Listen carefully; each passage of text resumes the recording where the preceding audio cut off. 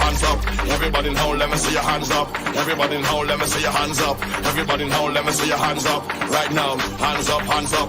Everybody now, let me see your hands up. Everybody now, let me see your hands up. Everybody now, let me see your hands up. Right now, hands up, hands up.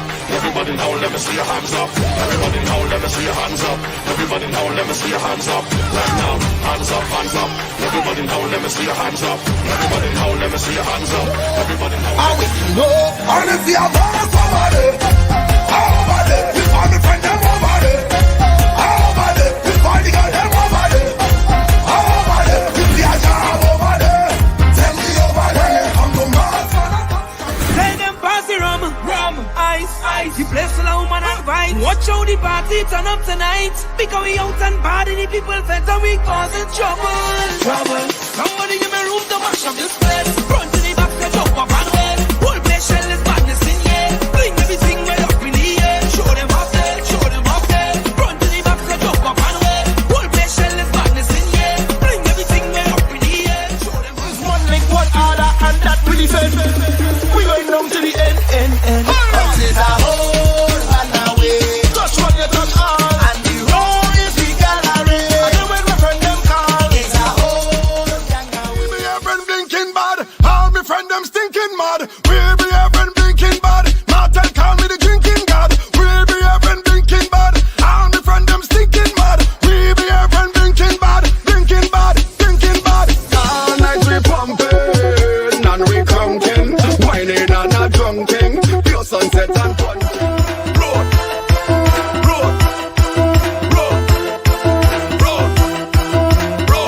Hey, all houses road, brother. All houses road. All houses road right now. All houses road. All houses road right now. All houses road. All houses road right now. All houses road. I just want to see who are the baddest crew. Who are the baddest crew? Who are the baddest? Who are the baddest? Who are the baddest crew? Who are the baddest crew? Who are the baddest crew? I say my team was a new and this is what they love to do. My crew does go on defense and start to shake it. Grab a garage and dislocate it. You feel your bad? My crew go really hard. Go on defense and start to shake it. Grab a garage and dislocate it. You feel your bad? My crew go really hard.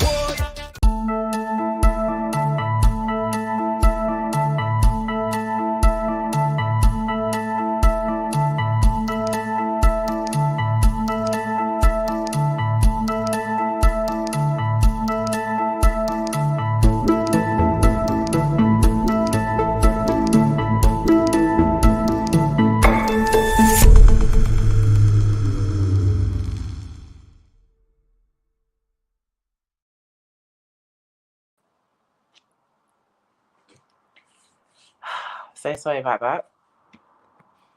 And of course, I am on mute because I am always on mute. Good evening, everyone. Good evening, ladies. How are you doing? Doing well. Great. Good evening to our viewers. Happy Monday. I know we usually have the show on a Wednesday, but I am traveling this week, so kind of had to move some things around, so we do it on Monday. But welcome to Caribbean Women's Network. Today we are talking to women on the move. We've actually been having a little bit of technical difficulties. So viewers, just please bear with us in case anyone drops off. They'll definitely be back on. I know we lost another speaker a few minutes ago, so we're just waiting for her to pop back in. But I hope everyone is doing well. I hope everyone is blessed. Want to give a special shout out to my sponsors, both Gen X Carnival as well as Discover Me. They have body wash and body butter and all of that, amazing stuff that you want for your skin. So thank you guys so much. Like I said, I'm speaking with a group of talented Caribbean women tonight who are just excelling in their industries. It's a huge pleasure to just share space with you women, learn about your journey and, just learn about the struggles and the successes and all of the things that you guys go through and have gone through to be where you are. So again, please welcome Melissa Noel, and we also have Megan Herewood. Thank you so much for having us. Yes. So we can, get right into this. Give me 1 second. I see it looks like Naomi is back connected again. Let's add her in here. Hey! Please welcome Ms. Naomi Cowan. Hello, everybody. Sorry for the mess. No, that's But fine. We I'm actually still just very happy to be here. just reconnected all over again. So why don't I start with, you guys just letting us know a little bit about yourselves. Melissa, you're at the top of the screen, so we can start with you first. Sure. I'm Melissa Noel. I am the founder of Melanin Media LLC, and I'm a contributing news and politics editor at essence.com. And I'm a proud Guyanese American and just really, really excited to be here because I'm known for focusing on telling underreported stories, specifically about the Caribbean and Caribbean diaspora. And I can tell you it's definitely been an incredible and also challenging journey in news to tell our story. So really happy to share a little bit about carving out my own niche with you tonight. Yay, welcome. And Miss Cowan. Hey everybody, my name is Naomi Cowan. I'm a singer-songwriter, and I am a music producer from Kingston, Jamaica. And outside of my musical pursuits, I consider myself just an overall creative. In other words, I love to create experiences through what I do right now musically, but I've been involved in so many different things, especially in the area of youth and women empowerment. So, I consider myself a voice for those that feel like they have to be silent. Thank you. And Miss Megan Herewood.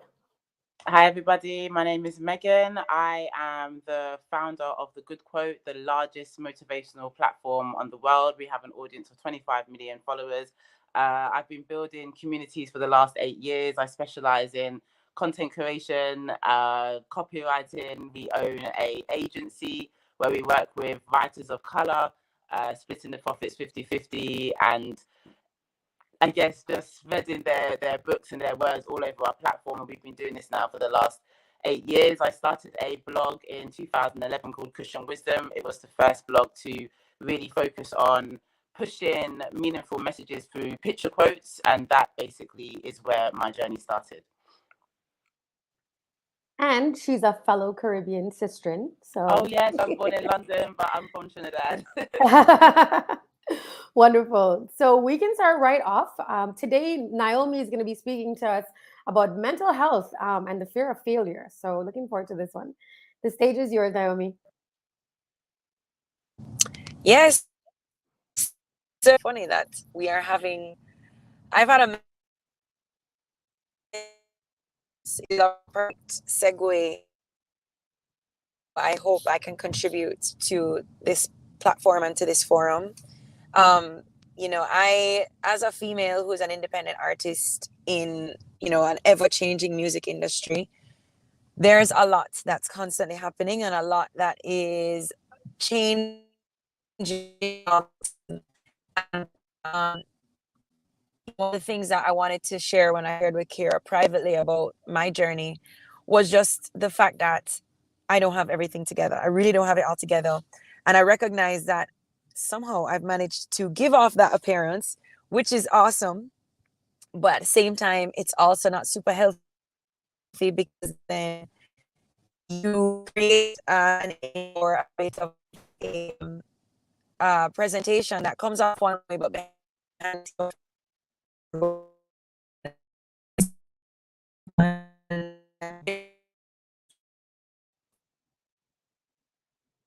It looks like we're losing connection there. I'm not sure if it's just on my end. Melissa, are you hearing her clearly? No, I'm not.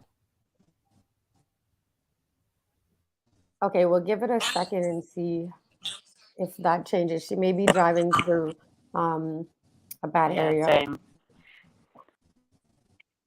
Is it still you guys? The screen is frozen, and yeah, I feel like I heard one word. Everyone that's watching, please bear with us here. Technology is not always our friend, but we make it work regardless. Yes, we do. Okay, so it looks like we actually just lost her there. Okay, you know what? Well, Mel, you are stable and your connection is good. So you know what? We will, when Naomi comes back on, we'll get her back on the phone. Yeah, we'll get her back on. So why don't we chat with you? I know that we're going to be talking today about carving your own path.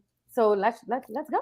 Yeah, let's do it. So good evening to everyone, or maybe it's good morning, depending on where you're joining us from.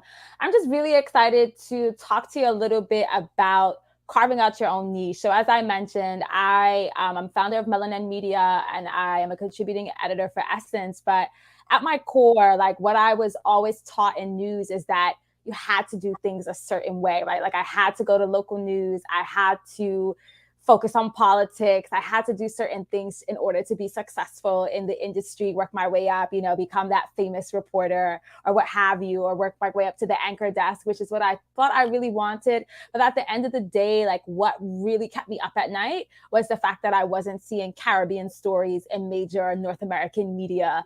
And I was like, I know so many great things happening, outside of the regular coverage of, let's say, hurricanes or some other kind of disaster. And I really wanted to see the culture stories, the business stories, the fashion stories, the mental health stories.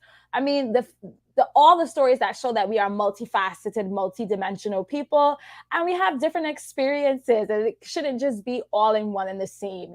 So I did something that was really frowned upon, right? Which is I left my, good full-time role after I left ABC News in around 2012. I went freelance and I went to NBC, and I decided that after that contract was up, I was going to just travel throughout the Caribbean and tell stories from the region and sell them back to the networks that weren't necessarily, it's not that they didn't want to cover it, but it's like when it comes to the budgets and it comes to who's there and who knows how to get the pitches in and that kind of stuff, I was seeing that disconnect. And I said, you know what?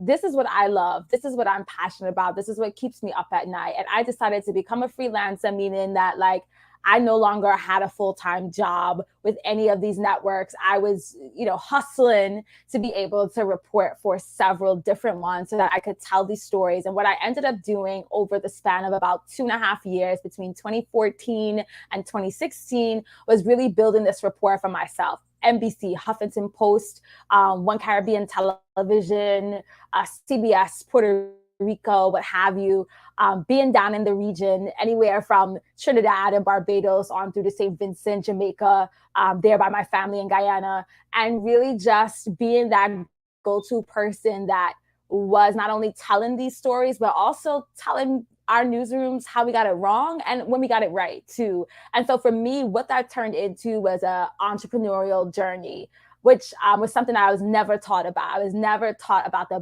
business of the media industry, the money that you can make in it, the contracts that I need to be leveling for myself, right? As not only as a reporter, but as a young woman who really wanted to not just be the face that tells the story, but actually be the person that is negotiating the deals behind the scenes where the real money is made, right? So I had to learn by trial and error, which was not easy. I made a lot of mistakes, but I think once I recognized that the business aspect of media is really important, and understanding that meant that I could get more money to tell our stories, right? I could get bigger budgets to tell our stories, but getting people to understand the importance, right? Which is something that can be frustrating to some, but for me, I used it as like I saw it as a challenge, but I also saw it as a good challenge that I could go to newsrooms and say, hey, you have at the time, right? I think the number was 4 million people who in America who are of Caribbean ancestry. Of course, now we know with the last census that is a lot higher. And because now you can put in country of origin if you have, if you're first generation, second generation, what have you. But I was able to say, hey, like you are missing out on these millions of people by not having news coverage that focuses on them and what they care about. And we're losing a whole segment of our audience, and we need to focus on them. So I was able to go in there with numbers. And then what numbers meant for me was also turned into the sponsorships or the fellowships that I needed to fund a lot of my projects. And then from there, I recognized that, hey, it was time to start my own LLC. Why should it always be, me filling out like an invoice, for Melissa Noel? Why shouldn't it be under my company and me be able to garner a year, 2-year contract with a particular news agency, media company, where I could provide them the hosting, the videography, the gathering of let's say video that they may need, or to send other people out to get the stories done. The content, whether it was writing copy for TV, for print, for digital, writing scripts, commercials, what have you, and learning that the business side was where it's at. And I really appreciated the fact that I didn't, one thing, as a Caribbean woman, I think that I kind of always take with me from a cultural perspective is that entrepreneurial spirit. And I said to myself, as much as I thought that I had to do it one way, it's time to take that hustle out and do it another way. And so while a lot of people thought, well, how are you supposed to make this work? This is not how you're supposed to do things. I took a chance on myself. And so I've been in business, I guess you would say, for about 4 years now, bringing all of the contracts that I have under Melissa Noel Media and being able to do the things I love, make good money from it, but then also stay true to who I am, right? And making sure that we have soca, at Essence Fest, or we have, coverage. We have Caribbean coverage, not just when it's, I guess, fashionable or trendy, but all year round for all facets in all ways. And so for me, it is both gives me great pride, but also a lot of responsibility to ensure that we're seeing, our stories in National Geographic and Essence and ABC and what have you, and then taking other people with me, right? I think is really critical. And what I do is talking to other people, whether you're a travel agency in St. Vincent and you want to figure out how to get coverage, you are a PR agent that works somewhere in the region, I always make sure I make time to connect, collaborate, see how we can pitch angles, or if it's not something I can do, who is someone that I know at another outlet where it will make sense. I think that's really, really critical, understanding how the landscape works and then using it to our advantage in the sense that we're helping each other get the stories out there that we know are important and we know people would care about. But it's just like, how do you do it? Who are the gatekeepers? Who do you go to? And how do you make people care? So for me, it's been an incredible 12-year journey that has not come without its challenges. I took a lot of pay cuts. I dealt with a lot of, naysayers and people who thought that this didn't make sense. And I was like, not doing what I needed to do to make my career successful. I should have been on CNN and doing politics, and that's serious journalism. And I've been able to really have impactful stories where I've gone to the United Nations and I've advocated on behalf of Caribbean people, whether it be from migration standpoint, cultural standpoint. We've been able to do a lot of live broadcasts that have changed the game for a lot of people. And also, to help to pay it forward and to bring other people with us. So I think that's really like the purpose of why I do it, what I do. And then with Melissa Noel Media, I specifically focus on telling stories of the Caribbean diaspora and greater African diaspora in general. And so we're a niche company where people come to us because they know we'll not only tell those stories, but tell them authentically. So that's my little 2 cents to start off.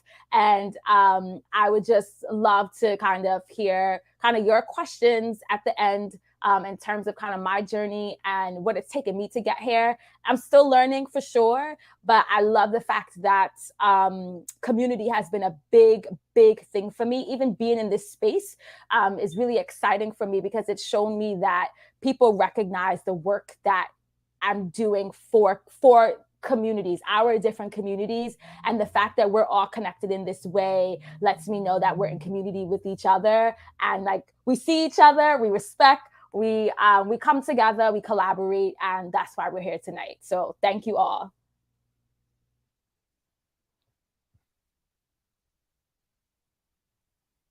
That mute button. Thank you so much, Melissa. I really, really appreciate that. And thank you for all that you do. Thank you for continuing to keep the Caribbean on the map and showcasing the culture and just doing all that you do, advocating for the Caribbean. So thank you from the bottom of my heart, and I'm sure the viewers and everybody else in the Caribbean as well. It looks like we actually just lost Megan as well, so she'll probably be popping back in, and Naomi as well will be joining us again. But let's welcome Jalisa Jaikaran. Hello, Jalisa. Hi, how are you guys? Thank you so I'm much for having good. Doing me. well. Of course. No, it's a pleasure. We're having all kinds of technical difficulties with phones connecting and all kinds of stuff. But, like Mel said, we're here and we're doing this, and it's just going to continue to be a great conversation. So you can go ahead and introduce yourself, Jalisa. Let them know where you're representing from. And I know today you're going to be touching as well on, unconventional careers, building legacy, and all of these great things. Yes. Okay, so I am Jalisa Jaikaran. I live in New York now, but I am from Trinidad, South to be exact, past the lighthouse. And today I want to touch on the unconventional careers. I started my love for beauty. It honestly didn't even feel like it was going to be a career for me, like any other grandmother, any typical grandparents in Trinidad. They want you to go to UE, they want you to do all of that. And I really had an interest in marketing and advertising. And Kira, if you want to chime in, please let me know if you have any additional questions. I'm happy to pause if necessary. But beauty was never really seen as a career for me, and also by my family really never even saw it as a career. I don't think back in 2010, 2011, I aged myself here. I don't think any of us really thought, we didn't realize how big the industry would be, right? And today, really, I want to kind of just summarize all my thoughts into 3 takeaways. Because for me, when I first moved to New York, which was 9 years ago, there's a few things that I want to share that kind of changed not only my life, but, my trajectory. And I would start by saying, the first one is to put yourself out there. So just to kind of take you back a little bit, I started my career in Trinidad. I was just playing in makeup, started to work at MAC. And then after a year, I was like, okay, I want to move to New York. And, thankfully, I was actually born here and grew up in Trinidad. So I moved. That's a whole short story, long story made short. But I moved to New York. And similar to Melissa, I was told there was only one path. When you come here, you have to do this, this, and that. And you're not seen as professional if you're a content creator. And I really want to bring this part in because this is a part that I don't really talk about a lot. And when I came here, I had my head down. I was very much into the business of beauty. I was like, okay, this is what I need to do. This is where I need to learn. And I was very focused on, I want to be on set. And I've worked, with Essence, with Glamour, Teen Vogue. I've assisted a lot of people like Pat McGrath, Sir John, Kabuki. I've been in a lot of rooms, and I've learned a lot, but my biggest lesson is putting myself out there. And for me, what that really means is that I would go to events by myself. I would come, me and Kira, we've never met before, but she'd send me a DM, Aaron, link us up, so sometimes you have to when you're thinking about unconventional careers, you also have to think of, it's not just me doing the thing, it's me putting myself in unconventional situations, things that are going to make me uncomfortable, because that's also going to take you out of your comfort zone. So that's one of my biggest things, is to always make sure you're putting yourself out there, regardless of your career. Obviously, in a creative career, you just never realize who you might meet, whether it's somebody that's above you or aside of you or coming up. Your community is really everything, especially when you are a freelancer. And then for me, the second one too is not getting caught up on things that didn't happen. So when I first moved here, I kind of put down my YouTube channel. I started my YouTube channel when I was in Trinidad. And like I mentioned earlier, it was very much, well, you're not seen as professional. You're putting makeup on yourself. You're not really a makeup artist. You're just an influencer. So I kind of put that down. And I really used to beat myself up about that. But you really have to understand that things that didn't happen, your path is unfolding as it should. For me now, what I do is I have a podcast called The Life of a Makeup Artist. And my entire, goal and purpose with that is to share the stories of the people that I meet along the way, especially as a Caribbean woman living in New York. Because when you really look at press and, all these things, obviously they want to talk to people that are celebrities. But for me, I'm like, okay, well, I want to talk to my friends that I know that are doing amazing things. I want to talk to people that may not necessarily get the shine that they deserve.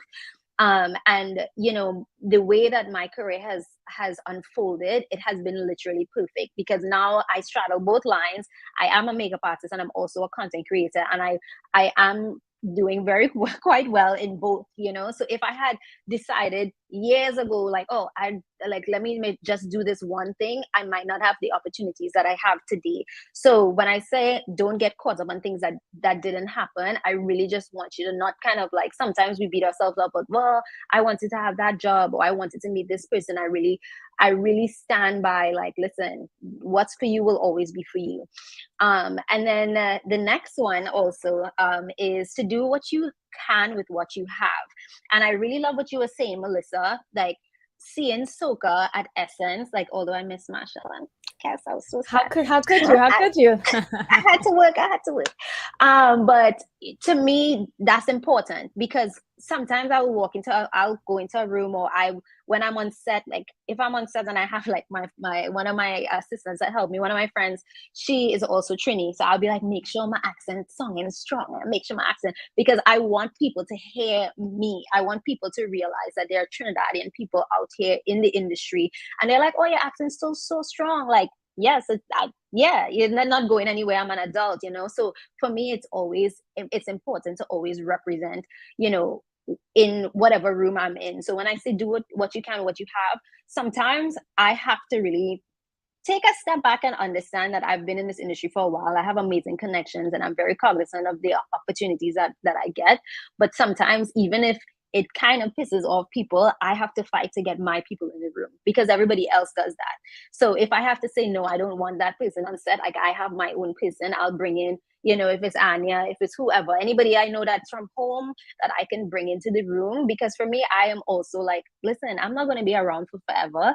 You know, if my podcast, if an episode, if something that I do is going to help somebody along the way, I'm going to do it. You know, if I can help somebody from home or some friend of a friend, like that's how, like if the other people do it, I can do it too. You know what I mean? So at this point, you know, in my career, I'm just, you know, I'm really taking things in stride, because I am very like grateful of, you know, the projects that I'm on. You know, I'm still doing a bit of fashion and stuff, but I really, my focus is in beauty. So I do a lot of beauty shoots and in front and behind the camera, and then I also like obviously like do content and stuff. So that's kind of just where I'm at. I don't know if anyone has any questions, or if Kira wants to like chime in, but for me, I'm just like, if you have any type of career that you want to go into, whether it's beauty or music or whatever, you know, the biggest thing that you need is belief. You know, I didn't talk about this, but when I first moved to New York, it was a book that I was reading called Write It Down, Make It Happen. And I did not realize that I was even going to move to New York. I was like, no, I'm going to stay in Trinidad. I started working at MAG. I was like, oh, I'm just going to, you know, do my thing here. And if it wasn't for me actually believing that I could move, you know, or like, because when you're in a small place and you're thinking about a big country like the US, you're like, oh my God, like, how am I ever going to meet people? How am I ever going to, you know? So that kind of takes me back to some of the points that I made. Like, you have to go to events by yourself. You have to put yourself in different situations. So, you know, whatever career it is that you're thinking of, just literally study your craft. Like, study the business of beauty. When I first came here, the first class I took was a business class. Like, hands down, first class I did was a business class, because literally, obviously, they both work hand in hand. So yeah, I think that's it. I feel like I'll talk for forever, but yeah. You're totally good. Oh, looks like we finally got Megan back. All right, thank you so much, Jalisa. You know exactly. Sorry about that. Exactly, like it's okay, no problem. It seems everybody is having some kind of internet Wi-Fi issue today. So, but yes, Jalisa, exactly what you said. You know, belief is so important.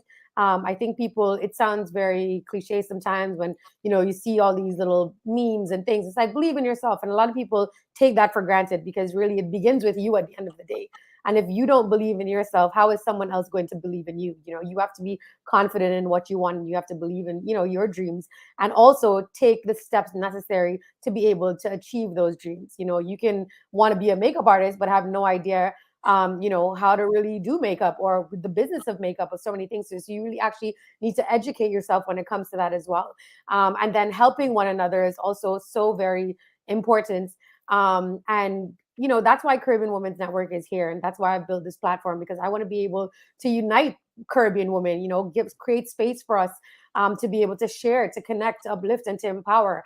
You know, however I can look out for my sistrins, you know, I always will. So it's very important to be able to all rise together. You know, we are all one. We come from the same cloth. We are Caribbean. We are great. We are magic, you know. So thank you again so much for that. It looks like Naomi's still not back on, so we will just shift the conversation right over to Megan. And this actually flows right into what she'll be talking about, because she's going to be talking about the importance of building community. And I'm really excited about this as well, because the good quote, if you guys, I'm sure everyone follows the good quote, literally. So I'm excited to hear from the founder, who is just always putting out content that's inspiration to other people. So. Okay, so thank you so much for your kind words. I think with my journey, it's been so fixated on community building. I have to be as honest as I can about the importance of it and what I've learned along the way. So in the beginning, I needed to go onto social media because I exhausted every other opportunity that I had in life. I dropped out of uni. I was working in a prison just so I can pay my bills. I had so many startups that failed. I was in £30,000 worth of debt at 21. A lot of my entrepreneurial, I guess, journeys, and I got to a point where nothing that I was starting or building was resonating with anybody. And that's when I realized the importance of having a community. Now, around this time was 2011, and social media was kind of brand new. Facebook just really started to become popular. Tumblr was absolutely huge. And I don't really know if Instagram was around. I think Instagram started in 2012. So I launched a blog on Tumblr called Cushion Wisdom in 2011. And I basically just used my skills to try and develop a community. Like I said, my previous entrepreneurial journeys were focused on just having the products first and then trying to find the audience after. And in this route, I decided, let me just try and build the audience or the community first and see whether they'll be interested afterwards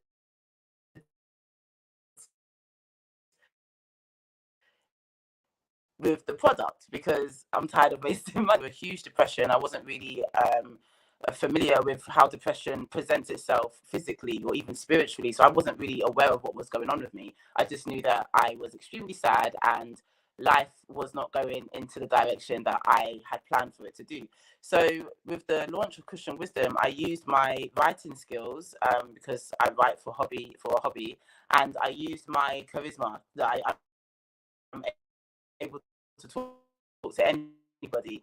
And so I just started making content candidly, talking about everything that I was going through, whether it was with depression or love or just the frustrations of not having a job. And this then led me into listening to music, sourcing positive quotes from music. Like Wiz Khalifa was the first was the first artist that I sourced content from, hence why the blog was called Cushion Wisdom. There was a song called The Statement. I think one of the lyrics says, this isn't the life that we chose, but it's the life that we're living, and we belong on the top, and we'll get there in a minute. And I put that into a picture quote, posted it on Tumblr, woke up the next day to 12,000 followers. So I decided, okay, there's 12,000 people here right now. There's 12,000 people here right now. Let me sell them something. So at the time, there was a slogan called Cool Story Bro.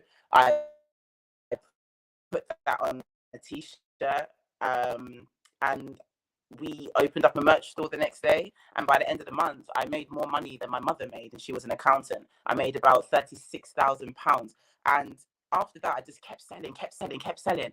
And what really surprised me was how emotionally connected people were with the products, and that's literally because they spent so much time feeding and pouring into I spent so much time pouring into them, and they spent so much time digesting this. Like, how are you feeling today? You know, what's one piece of advice you would give to somebody who's going through this? And it just built this community. And Tumblr was such a beautiful experience, because I don't really think anybody knew what they were doing. It was just an authentic space to share your feelings. This lasted for about 2 years, and I stopped blogging because my mother was diagnosed with cancer. And after that, in 2014, we went onto Instagram. We launched a good quote, with the same concept as Christian wisdom. We find really beautiful quotations from songs, or we find up and coming authors, preferably people of color, and we just spread their word. Everybody else was posting maybe once a day, and you know, in social media, there's the 4 C's. It's content, it's community, it's consistency, and connection, right? And so being able to embrace all of these things is what allowed us to be able to grow at such a huge rate. Everybody else is posting maybe once or twice a day. We're posting 2 quotes every hour of the day, 24 hours a day, you know. So everybody's onto the good quote, and it was, again, an amazing opportunity to talk and have really great conversations with your audience. So again, the community, the Good Vibe Tribe, is what we were called when we first started. It became a huge movement, you know. And so the importance of growing a community, especially for young creatives, I always say, like, everyone focuses on following, but if you are just a writer or a musician or whatever it is, you're selling a course, all you really need is 3,000 to 5,000 loyal followers that are actually going to purchase something that you release every month, whether it's a subscription, and that's enough money for you to be financially free, you know. And creative, very multifaceted. I'm able to build communities around every single one of my passions. It's a powerful position to put anybody in. So as soon as I realized that this is what you're able to do on social media, I went full throttle. And you know, to be able to connect with thousands of people who like the same things as you is a beautiful opportunity. Direct to consumer product, where you can spend half a year building a community if you have the patience, which is literally what I would advise anybody to do. And then you can drop a product, and at least 10% of your audience are going to buy into that. And to me, that's one of the best ways to invest into yourself. It's one of the best investments that you could ever make to yourself, you know. The importance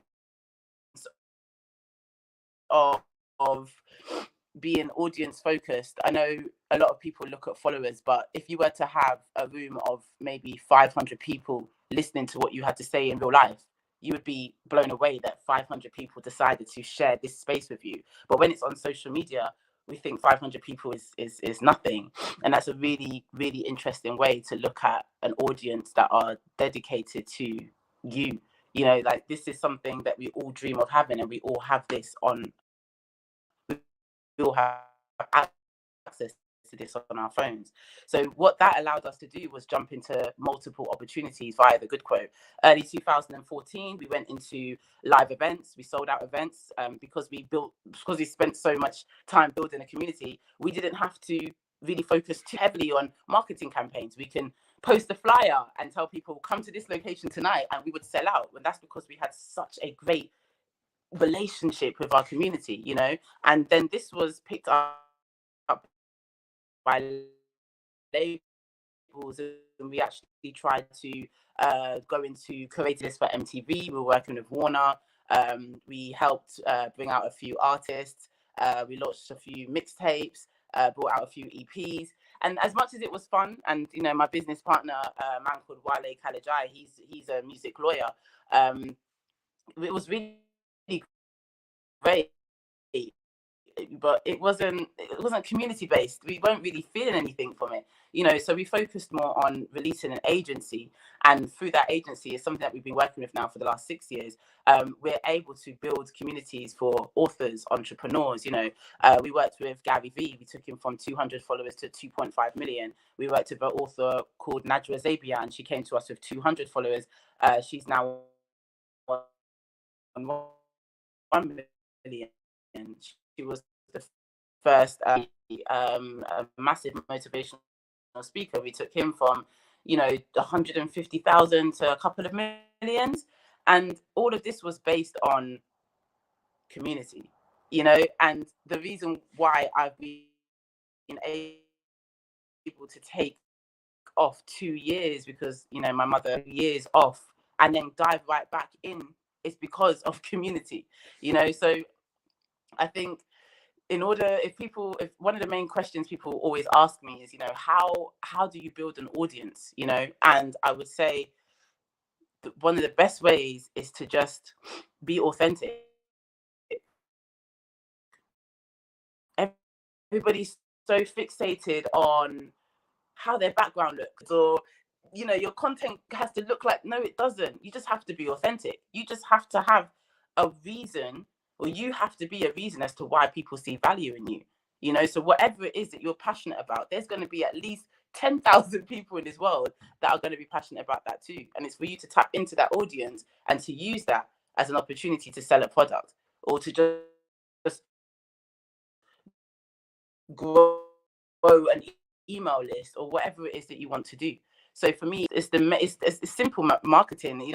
Audience first is the main thing that you should be focusing on, and that has allowed me to amass a following of over 30 million people. And yeah, it's been an amazing journey. But I think one of the most best piece of advice I can give to anybody on social media is to just be authentic. So yeah, I hope that gives clarity. I'm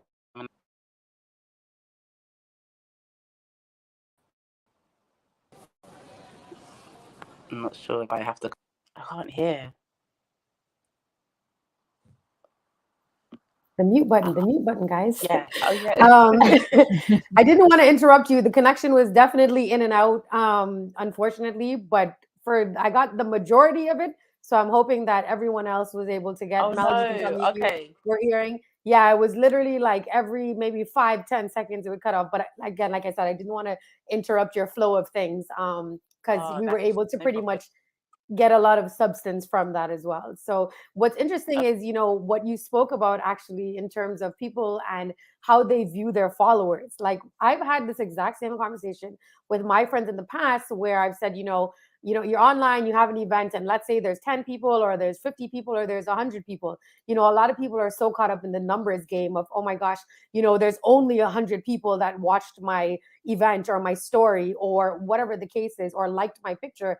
But in reality, if you had an event and you had 100 people come to your event, that's a lot of people, So you saying that 500 people showed up or 500 people follow you is kind of like, guys, if you actually had that many people and you're sell off, your music is sold off, your event is sold off. Like it's that. So I definitely think that people need to kind of shift their mentality when it comes to how they view their following, and people that are, buying into, what they have, or, whether it be that they're selling something or inspiration or whatever the case is, So thank you again so much for sharing about building the community and the importance of that, because I think now more than ever, people really need to understand how important their voice is as well, and how they use their platform, and what they put out as well. A lot of people are buying into the things that you're posting. You never know who's watching. I always keep that in mind, because I also have a kids nonprofit organization, and I try to be mindful as well of the things that I post, because I'm like, there are probably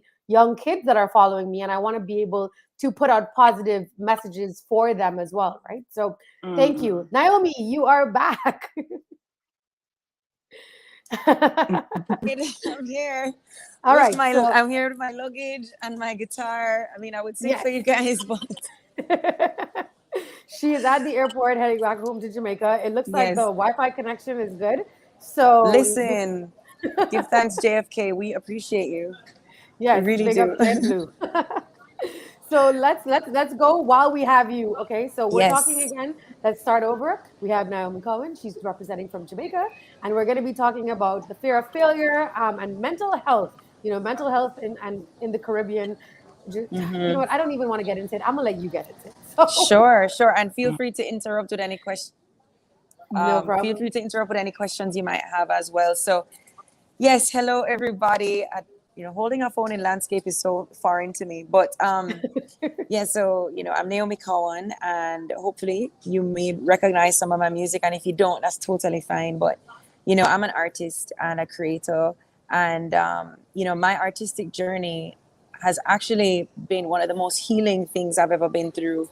Meaning, prior to becoming a full-time musician, I was someone that was more pursuing like a more traditional, slightly more traditional path in my life. In other words, after high school, I had this idea that I wanted to be in broadcast television. I wanted to be like the Jamaican Oprah or whatever. And so after high school, I took a year off from after 12th or 13th, sixth form, we call it form.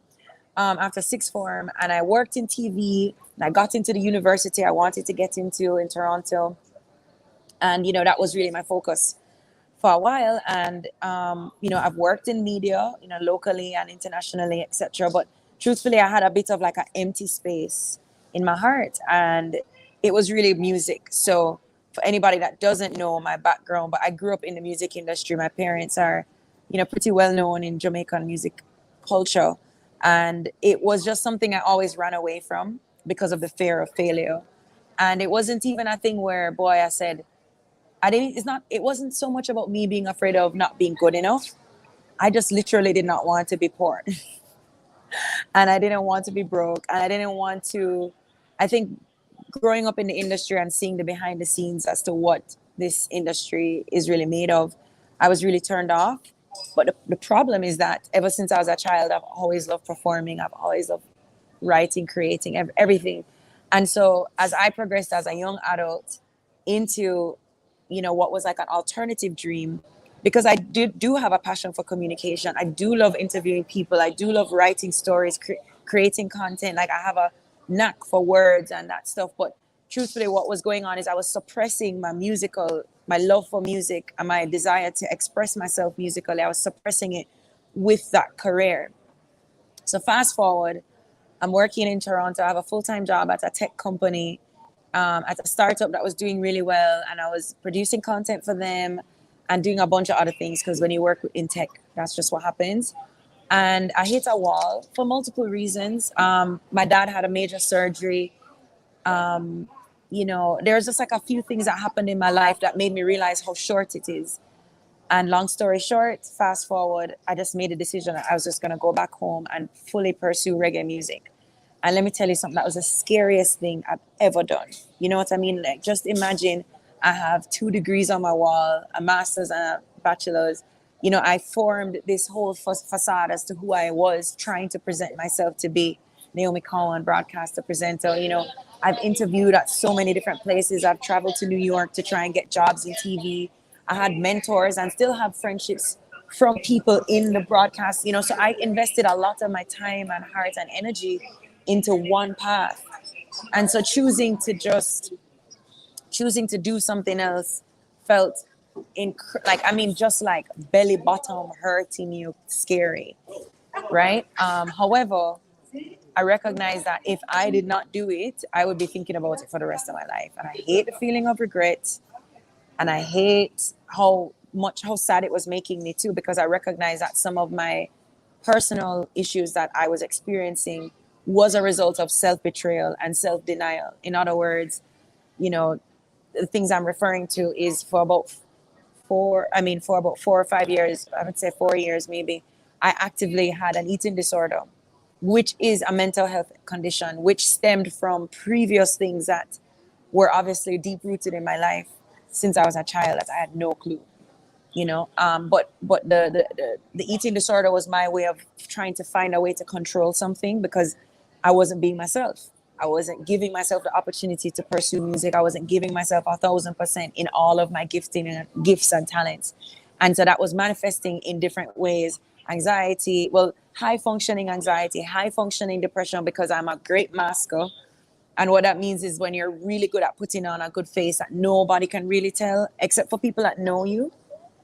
People that truly know you can probably pick up that you're not yourself, but even they can't say anything because you're not necessarily doing anything super destructive, you know. So I didn't necessarily have a substance abuse problem, or, you know, it's not like I got to the point of depression where I was not bathing, or, you know what I'm saying? I was still doing things. I was still active in my life. I was still serving my community, you know, doing a lot of amazing things, but really and truly deep down, I was dissatisfied.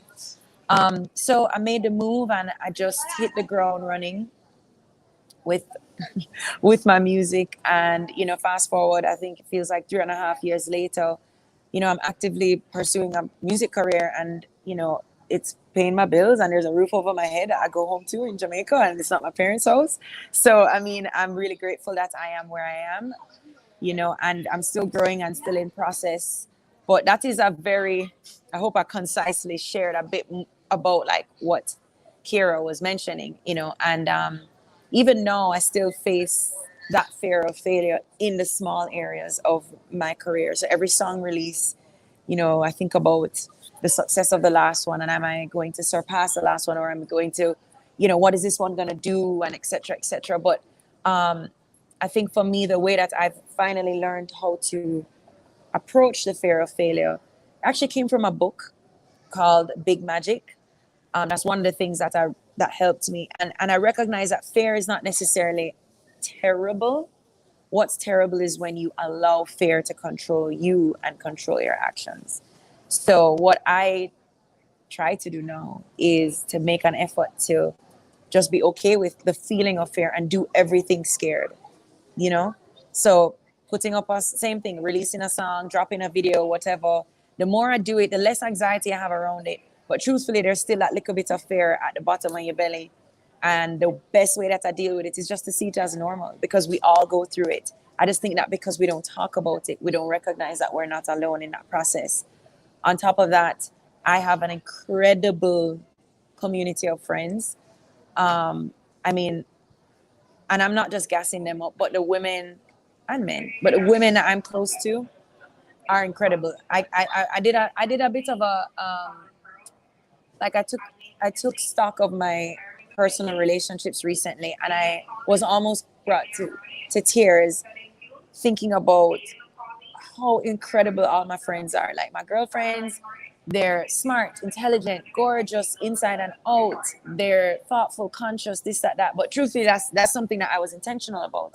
Meaning, when I say being intentional about it, I just mean when I reach out to people or I reach out to friends, I really let them know where I'm at and look for support where I need it, because it's hard to ask for help and it's hard to ask for support. But the more we do it, the more it becomes normal in our friendships and in our communities, where I can text 2 friends right now and be like, SOS or whatever, and they're going to call me and they know it's not a joke, right? And I know it's not going to be me crying about some guy. And even if I was crying about a guy, that's fine too.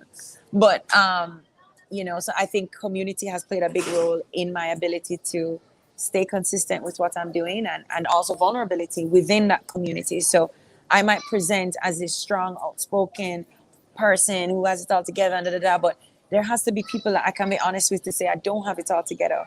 As a matter of fact, today, I was supposed to leave where I am yesterday, and I changed my flight, forgot to tell Kira, remembered this morning, blah, blah, blah, blah, blah. You know, I'm just going to let that airport noise pass. So I said that to say I had to be honest with Kira, because, I mean, what am I going to do? I could have changed my flight. I was trying to change my flight, but I needed to get back home. So I just say all that to say that in my journey, it's forced me to become more honest with myself and with the people around me. And it's been probably the most beautiful part of it. You know, the performing and the this and the that, all those things are awesome. And that's why I'm doing it, because I enjoy it and I love it and it makes me happy. But beyond that, the most fulfilling part of being an artist has been how I've healed as a result of my work. So I don't know if that's been 10 minutes, but No, that's perfect. sorry, I'm so like, by the way, my family is full of people. Like I have two of my siblings are preachers. I mean, I'm the youngest of 7, so I have a lot of different. So I know sometimes I can like talk enough, so you have to stop me. No, I'm thoroughly enjoying this. Okay. And I mean, if you want to keep going, you're more than welcome to keep going. Yeah, no, sure. I guess what I would also touch on is I think where I would go next, Kara, is in the idea of being honest with yourself. One of the biggest things, and I'm sure Megan, I think, and Melissa on the live, yeah, they probably can relate, because anybody that has built anything from the ground up, after a while we get to a point where we realize, rotted, I can't do this by myself. Like I can't do this alone, right? And it's now I've gotten to that point in my journey where I am actively seeking help. In other words, I think I used to sit back and wait for help, but now I'm actually reaching out to people that I want to work with and say, hey, let's talk about this area. Are you interested in working with me in that area? And even that's very scary for me, not because I feel like I'm too prideful, but I guess maybe like that there's that fear of rejection, you know? Like, what if they don't like my work? Do they want to work? You know, those are the things you have to come to face with. But that also goes back to the fear of failure and the anxieties and the issues that come with that, you know. And, you know, truthfully, my music career has even like shown light on a lot of things in my life that I was unaware of. So, you know, in 2020, I came into the knowledge of the fact that I've been living with like ADD most of my life, right? Like most creatives. And I know a lot of times we like to joke about it and we're like, yeah, man, I'm so ADD or I'm so ADD or whatever, or ADHD or whatever the case is. But truthfully, there's a lot of us Black people and then women who probably have certain mental health issues that we're not talking about openly or we're unaware of. And so we're living our lives basically trying to be, you know, a square peg in a round hole or whatever. And so even by being honest with myself and seeking help in these areas, I've become just a much better person, a better sister, a better auntie, a better daughter, a better friend to the people around me, because I'm now able to take care of myself, you know. So I really do hope that through my career, as I am growing and healing, because I first have to keep doing the work, I really do want to be able to be more vocal and open in larger forums with young girls like myself who are like me, you know, didn't understand things that were happening in their heads in a more traditional society. You know, growing up and going to school in Jamaica, all the teachers want you to do is to sit down and shut up. Whereas like I want to move around and I want to sing and I want to, you know, I'm doing my schoolwork and I'm sitting there and I'm singing, and then the teacher's upset at me because I'm disrupting the class or I'm talking too much, or, you know, there's a lot of things that happened that I don't even think my parents understood, because they're also artists, right? So I don't even think they even recognize that, wait a second, is she a little bit different? And then what are the things that we put in place to help a child like the child I once was, and things like that. So, you know, that's something that I've been really happy to be working on. And even same thing, like with the situation with me switching flights and not letting you know, that's a big part of like ADHD stuff. You know, sometimes you just forget and you have to put systems in place to manage yourself better. So yeah, that's a mouthful. Thank you. And Naomi, we have so much work to do together, because, you know, together, and, you know, even Melissa, I feel like there's just so many young women that need direction, that needs empowerment. And there's just not enough people that are contributing to that space. You know, kudos to everyone that is doing the work and is trying to, you know, help the next generation. But we definitely need to be doing a little bit more, each of us. So, and thank you, Naomi, for being so honest and vulnerable in conversation as well. That's also something that's very important, because I say all the time, this space that I've created is really for women to show up and not have to feel like they have it all together all the time. Like, we are allowed to share and be honest with other persons and ourselves, you know, that sometimes we don't have it all together. Like you said, sometimes we need someone to lift us up. You know, we might be doing the uplifting all the time, and it happens to me a lot myself. I'm strong for everyone around me, and I go through days where I'm like, man, I wish someone would have me like that, but they just naturally assume that, I have it all together or I'm strong enough to handle it. So they don't think of checking in, So we definitely need to kind of change that narrative as well for women around us. But thank you so much for sharing space and sharing your truth as well with us. It looks Yes, and like, I'm go ahead. definitely down for. No, I'm just saying I mean, ditto to everything that you said, and also, I think by creating more spaces like the one you have created here, it will open up those doors, open up that conversation. Because I remember there was a time where I would never, like, even though I had healed from, the eating disorders that I had, I didn't really want to talk about it. I never wanted like to be seen as like, Weak. I don't even know whether it's not. Yeah, it's like I was like, oh, it feels like such a privileged problem to have. Like, like there's so much more going on in the world. Why do I want to talk about the fact that Yeah. food wasn't, But the thing is, it's also prevalent in our society, especially in Caribbean communities. Body dysmorphia, women, how they view themselves, and then how our families kind of, sometimes talk in a toxic way, the way that our families talk to us about our bodies and stuff like that. Like that is where it's coming from. It's not really coming from just out of nowhere, Mm-hmm. So if we don't become aware when we, in our generation, how do we become better mothers and better influencers to stop that cycle of that is because I know a lot of people that overeat and they emotionally eat and this and that, like emotionally. I'm good, thank you. Oh, hi. Sorry. Good to see you. So When you're yeah, dealing so with a superstar, guys. yeah, so people who emotionally overeat or do the things that we do, that's actually a problem. It's, we might think like, oh, it's just something I do every so often, but then all it takes is one trigger. All it Mm-hmm. takes is one issue to happen in your life, or you might experience the death of a family member, or you have a financial crisis, or you lose a job, and then that little small habit turns into a 3-4 year problem. Mm-hmm. But we don't talk about it because we're not told that it's an issue. It just seems like, no, man, you name too much, or you need to eat more, you don't eat enough, or you're Right. too stressed out, girl, eat something, but it's actually like it's a problem. So I'm really happy that I'm at the place where I can talk about it too, just because the more I do share, even in small settings, the more people, like afterwards someone will reach out to me, or a friend will be like, Mm-hmm. hey, I didn't know, say blah blah blah. I also, and it's so beautiful to witness. Yeah, for sure. And your story will resonate with someone, if not the masses. Someone will need to hear that message. Someone will need that inspiration. So it's definitely, like I said, important to be able to share our stories because every one of us is on a different journey. But there's someone that's watching us, or someone the universe is gonna, bring us across their path.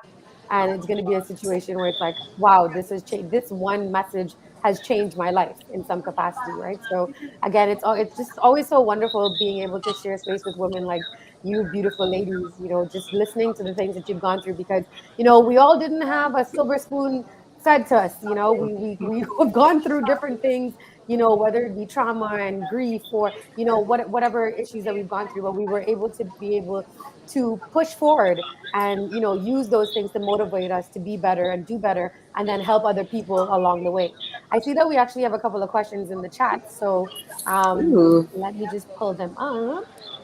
So Sade said, how do you deal with hate? So I guess everyone could actually contribute to this. So I can start with Mel. How do you deal with hate?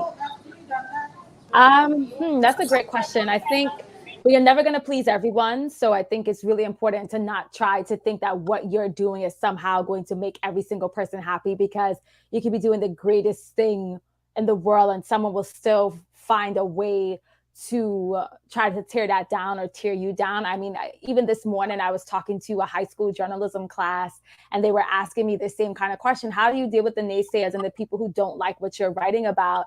And it's understanding that you are of service to a particular community or communities, right? It may not necessarily be one. You're doing service for different communities with your work, whether it's, you know, writing or music or the beauty or whatever it may be. But when you know your communities and you know who you're trying to serve, and you know that within those communities you are making impact, you are making difference, things are resonating with them, you work and you focus on those more. And I've had to understand, like, one of my rules is I don't read the comments on my stories because it's wild there. It's always wild. It will always be wild.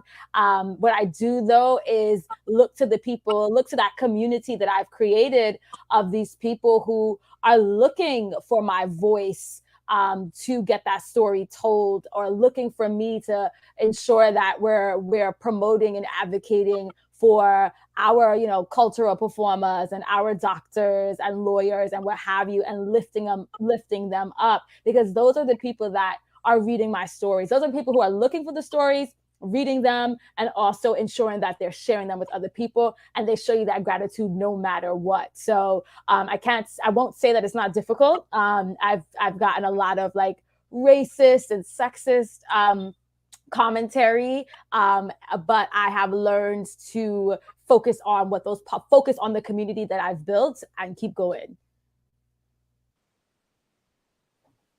Very well said. Thank you so much, Mel. Megan, how do you usually deal with it? Quite simple. Very much like Mel. I just focus on my contribution. You can't please everybody, and people are very vocal about how much they despise something that you may be doing.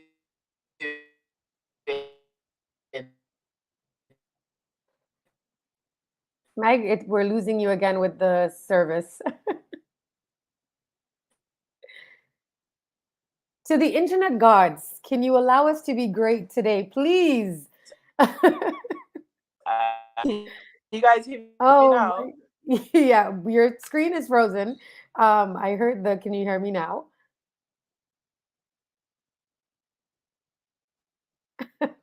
Basically, I just focus on my contribution and try not to read any of the comments. And okay. Yeah, I would love to say more. Oh, looks like we just lost her again there. So she'll reconnect and come back. Naomi, how do you usually deal with the hatred from people? Yeah, both Mel and Megan definitely said enough about, they said exactly what I think we all have to put into place when it comes to focusing on who is for you and not who is against you. But beyond that, I think for me, a mind hack that I have for things like negative comments and negative energy and just people that are negative without purpose, because I think, I don't mind constructive criticism, but I can easily discern when someone is actually hating. Even like a backhanded compliment, people will try to say things to you, but they don't really have anything to add. So they really are just trying to find a nice way to be mean to you. So that happens quite a bit in my space. So what I recognize and what I've learned to recognize is that oftentimes anybody that is hating on anybody at any level, truthfully, they're just projecting, and they are projecting a dissatisfaction they might have with themselves and just finding it an outlet. So I'm just your punching bag at this point in time because you're upset. You're upset about something. So nowadays I really don't take most things personally, even from people that I usually would even like value their opinion, because I recognize that, you might be just you're projecting something onto me that has nothing to do with me. So I think that's my biggest mind hack for anything that might be perceived as hate, because there's so many comments that I've seen or heard or received my whole life, really, not just through music, publicly. And I recognize that for the most part, because, okay, let's say if you're sitting down at a table of people and someone might be hating on, let's say, like Beyonce. I mean, I'm just saying, like, to me, it's like, are you going to pick up and do what she's done her entire life? No. So, not to see, you might be able to say, oh, Beyonce put out a new song. I'm not really the biggest fan of it, but it's a song, but people will say some really negative things about really talented people. And I recognize that they're not doing it, and they don't have the balls to do it. They don't have the guts to do it, and they'll never commit and dedicate themselves. So I think for me, more than anything, is to recognize that it has nothing to do with me. And I'm going to keep doing what I'm doing, because one comment is not going to stop me from not writing a song. So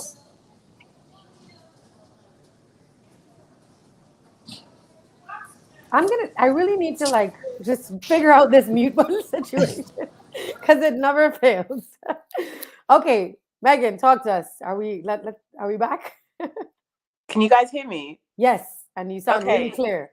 Yeah, awesome. Quickly before it cuts out again, really just to focus on your contribution and what it is that you're actually doing. Like when you how do you deal with haters in your real life is how you should deal with them online. You know, people who are happy with their lives are not going around leaving nasty comments on social media pages. Like they're not doing that. So you have to kind of ask yourself, am I going to engage with someone who is clearly showing signs of unhappiness, who is projecting onto myself, and I clearly know that I'm not doing anything wrong here, just, you know, sharing my art or my creativity or information or however it is that you are putting value out there. I really wouldn't give it a second thought. Just don't engage and don't read it. You don't need to read it. It's not going to benefit you. It's not going to serve you. In fact, negative comments have immense power to drag you back to places that you've most likely tried to get yourself out of for months. You know, don't engage. Just don't engage. Don't engage. Okay, got it. And the other question, yes, we did. Okay, awesome. The next question that we have from the audience is, how do you turn your passion into your job without losing the love you have for it in the process? Who wants to take a jab at that? That's a good question. I can try, because I still think I'm figuring out that question too. But yeah, sorry guys. So I'm definitely walking, but I hope you can hear me clearly thanks to the good old trusty wired headphones. Got you. Yeah, so the question is, how do you, without losing the passion for the job? Well, so here's the thing. I feel as though, this is my opinion, at least, when something is your passion, you can do it hungry, tired, sick, everything. Now, there are some days when I don't feel like making music, and there are some days when I don't feel like writing, or, you know, and then when I come across those days where I have the control, like let's say I don't have a booking and I'm not obligated to do it, I allow myself to be a human being, you know. So I think the best way to avoid hating it, if you want to call it that, is to actually allow yourself to be human in the process. So, oh, excuse me.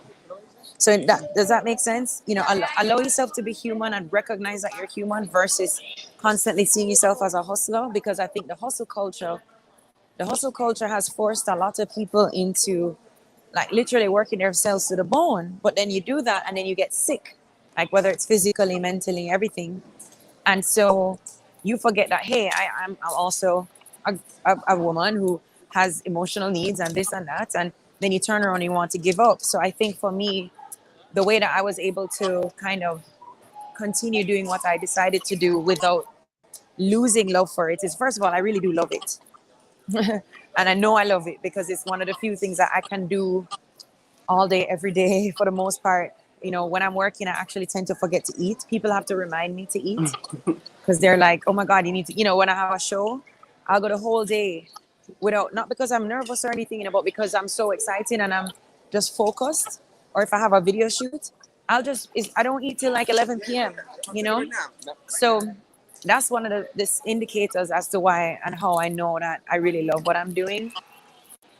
But I would say, yeah, just stay human in the process and don't treat yourself like a robot. Don't treat yourself like you're like, you have to separate yourself from the job. And I think that helped me to stop basically ruining myself physically when I was, you know, transitioning from, you know, whatever I was doing into music. Thank you. Naomi, I know that you're about to go through security now, so I think that would be a good time for you to maybe log off. So thank you. I was so happy to meet you guys. It was amazing having conversation with you. So thank you, thank you, thank you. We'll definitely be in touch. But safe travels back home, and we'll Thank see you you. soon, I'm Enough sure. love. All right, cool. Bye. Bye. Okay, so it's the three musketeers left. It looks like we've lost Jalisa as well. Now, do you guys want to chime in on that? I think she answered that perfectly. The only thing I'll Yeah, add there is just, yeah, it was really great. Just, and knowing that it's okay to take breaks. Like sometimes, like I am working so hard. The news cycle can be really heavy. And I often find myself feeling really drained. So I'll often take a step back and do something that has nothing to do with reporting, nothing to do with writing, and just enjoying just time to myself, because I am that person who will forget to eat. It's 3 p.m. and I've had nothing. That is me day in, day out. So just knowing when to take a step back. And that doesn't mean that you're like quitting or you're not you're not doing what you need to do, but just knowing that, hey, maybe today you need to focus on yourself. Maybe today is that day off. Maybe today is that day that it's just about something other than what that thing is, so that you can reset and recharge. Yeah, definitely. Thank you. And the next question that we have is, people say it takes a village to raise a child, but it doesn't stop at childhood. We as adults need that village more so now. How do you reach out to your community slash village without feeling like you're becoming a burden or too much? Oh, Mel, looks like this one's yours because we just lost Megan again. Oh my gosh. Okay. So I will say that when you build community, and I mean, you truly build it authentically, like, making connections with people both off and online, showing up for people, whether that's virtually or now that we're starting to do things in person again, people will show up for you in turn. So I don't often feel like I'm being a burden, because I know that I've authentically shown up for people, whether that's attending an event, whether that's supporting something by purchasing a product, reading their work or whatever those things are. And we're constantly in communication and showing each other that we are there to support each other, even in the small ways, so that when it does come time for me to maybe need that connection for a story or want to talk to you or have that interview or just do something, we're in a space where we're regularly doing for each other, if that makes sense, but not in a do for do kind of, situation. It's not like you do for me, now I have to do for you. Just more so like we've created a rapport where I can call on you, or I know that when I do need to call on you, because it may not be right away, right? Like you may have a connection with someone and it may be something where you don't even get to utilize or really do or help or something of that nature until 6, 8, 10 months later. But the fact that you're in community in the sense that you're supporting each other's work, or even bigging people up and saying like, hey, I love what you're doing. Like, I'll be on the live tonight, or I'll be at the show next week, or whatever. When that comes time, people don't forget those things ever. Like, Kara, I've known your work now for maybe like 4 or 5 years, follow it, share things, and we've never had the opportunity to work together on something until now. So it's like those things may not happen right away, but when they do, like when you called, I answered because I know your work, I know what you do in the community. I'm like, of course I'll do this. So it's like people are willing to show up for you because they see how you're showing up in community. And then when you do need something, you don't feel like a burden because you're kind of already in like unison, or at least you've been trying to create spaces for people to connect. So that's been my experience. I know it's not going to be the same across the board, but just know that as long as you keep showing up authentically, and even if it's just like the 300 people that respond or the 100 people that respond, that they will literally, like, they'll go hard for you. They'll read your stuff, they'll promote, they'll buy your products, they'll do those things. But just showing up for people has done the rest for me. Okay, great. Very well said. I see we got Jalisa back as well as Megan. So this by far has been one of the worst Wi-Fi situations in the history of the Caribbean Women's Network show. But at least you know, it's reconnecting most importantly. It's not like we've lost you guys entirely. So, Jalisa, so we were just kind of wrapping up the end of the question and answers. So I'll touch base, not touch base, but I'll share one of the questions that they had earlier, Megan, and then I'll circle back to you with that last question there. One of the persons was asking, how do you deal with hate? That is a great question. Honestly, you have to kind of just not take it too personally. Like, I think even with me, I think we're all human and we'll feel some type of way. But some good advice somebody gave me is just like, sometimes if you don't get hate, you're not doing something right. You know what I mean? And at the end of the day, like, you just have to realize that you're going to move through life and you're going to be yourself. And whether you're however your personality is, some people just not going to like you for no reason. And there's nothing you could do about that. You understand? So I think the best thing to do is rest in the fact that, listen, who's for me will be for me, and who's not is not. And that's that. Honestly, like, I try not to focus on the negative, because if you focus on the negative, you'll always be mad at the world. So I just ignore it, to be honest. Okay, good stuff. I know that I just actually looked at the time and realized it's almost 9:30, and I know a lot of us have to go as well. So there is one more question in the chat, so I can direct that to Megan, which is, how do we respectfully tell our elders that their words are hurtful? It's a very good question. Oh yeah, that is a good question. I think I mean, I would ask for more context, but I guess just informing them that we're living in a different time, you know, as in some of the space of reading and understanding personal traumas. And I think it's easy for people to be highly critical when they're not in the position that you are in. And I think for our elders, it's also very difficult for them to adjust to the times that we're living in. I think it's important to be respectful and to let them know that their opinion is valid, and that you appreciate aspects of their opinion, and then to kind of stand firm into why it is that they shouldn't really get used to speaking to you like that. But I don't know. That's an interesting question. I don't know. I would literally just, how I would deal with it is not really a way that I would advise others. I only really like to take constructive, criticism from people who are living their lives constructively, and I genuinely believe that it doesn't matter if you're old or young, isn't able to do that without offending you. That's not really somebody you should be communicating with. So unless you tell them, you know, XYZ, this is receive, you know, support.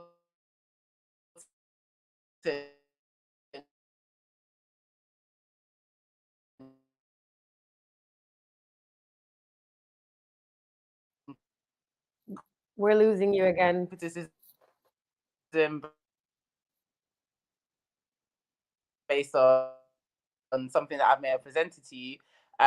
If somebody doesn't force them and protect yourself.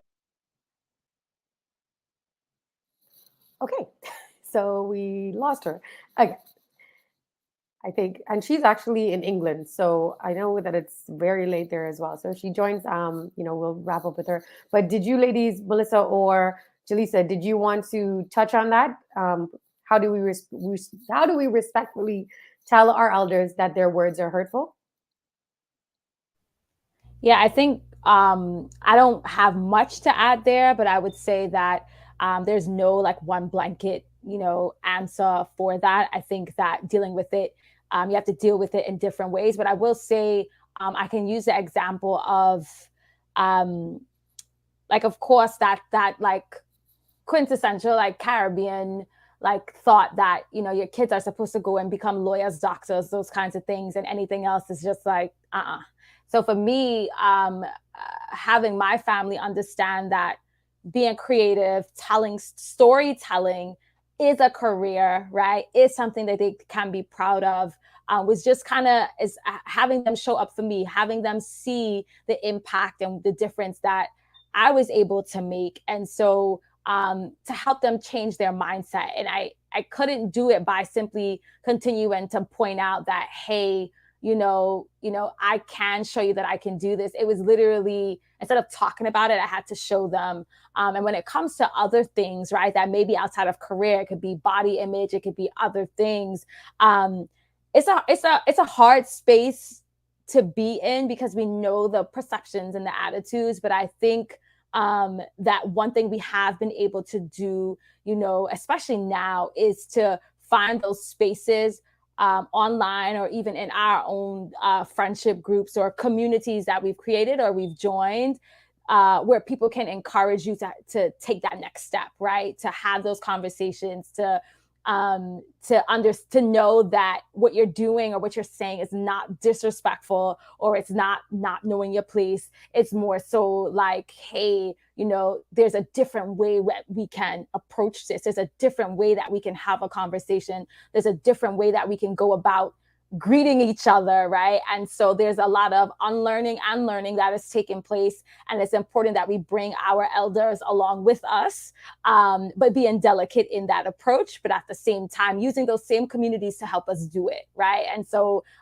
there's no one size fits all for that, but I think that's what has been able to help me. It's just kind of tapping into that a little bit and knowing that we're all learning and unlearning certain behaviors at the same time. Thank you. Hey, Megan. Okay. Here we go. So before we wrap up, I typically ask this question to all of my panelists at all of my virtual shows.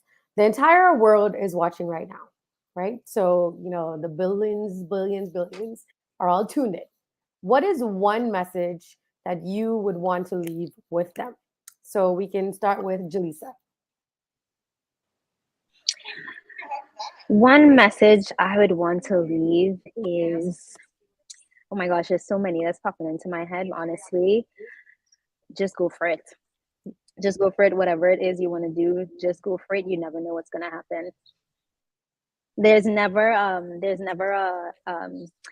you never lose, you always learn. I like that. Okay, thank you. And Megan, what's one message you would like to leave with the world? Don't betray yourself, and don't betray yourself. You really only have one life as this person with these opportunities, surrounded by all these great people. So utilize your blessings and enjoy this experience. Loving these messages. And Melissa? I would say, do it and don't be afraid to do what it is that's on your heart, and people will follow.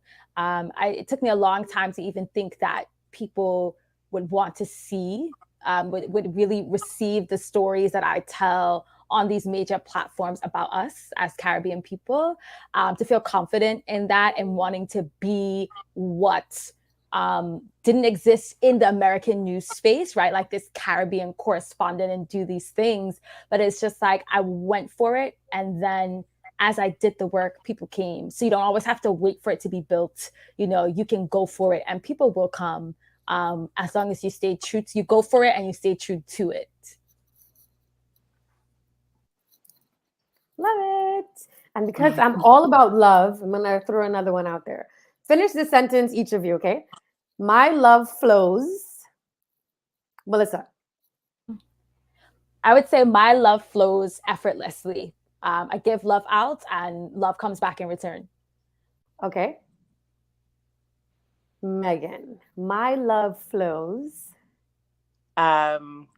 Consistently, again, once I'm poured into, I pour right back. So reciprocity is a huge thing to me. And last but not least, Jalisa, my love flows.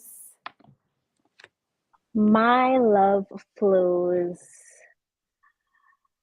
effortlessly. Okay. I think when you embody love, like it just flows out of you in everything that you do. Amen. All right, ladies. Well, thank you again so much for, sharing your stories with us today. Thank you to all the viewers that have logged on, to all the viewers who will be watching this after this. Thank you for, clicking on that watch button and sharing space with us. So, I know it's very late where you are, Megan. So I appreciate you staying up till all hours of the morning in London. Melissa and Jalisa, I know you guys are both always on the go as well. So I appreciate you being able to carve out some time to sit with me and to chat with me and just to, share your truth as well. So thank you so much for being here with me today. I look forward to building with you guys and supporting you guys in the future and all of your endeavors. And, Naomi, I'm so happy that we were able to catch her as well, even though she was literally in transit at the airport heading to Jamaica. Unfortunately, Claudia was not able to join us today because she is not feeling well. So sending healing energies to her as well. But yeah, I'm really looking forward to just seeing your journeys continue and all of the amazing things that you guys are going to be doing as Caribbean women. We have to connect in a carnival soon. We got to all be in a city soon. And hopefully I'll be bringing Caribbean Women's Network luncheon event to one of your cities. So I'll definitely keep in touch with that as well. So thank you. I hope you guys have a blessed night. Again, thank you so much to everyone that was watching. Shout out to my sponsors, Gen X Carnival. Make sure you guys check them out. If you're going to be in Miami for Carnival, that is the band that you need to play with. So any of you girls coming down from Miami Carnival, Mal, Jalisa, or Megan, definitely touch base with me. I got you guys covered. And also check out Discover Me Shop. They have body butters and body wash, all natural stuff. It's a Caribbean woman behind that brand. So make sure you guys go and support and show her love as well. All right. So thank you. Blessings to each and every one of you. Sending love and light. And we'll see you guys at the next show. Take care. Bye. Thank you. Thank you. Bye.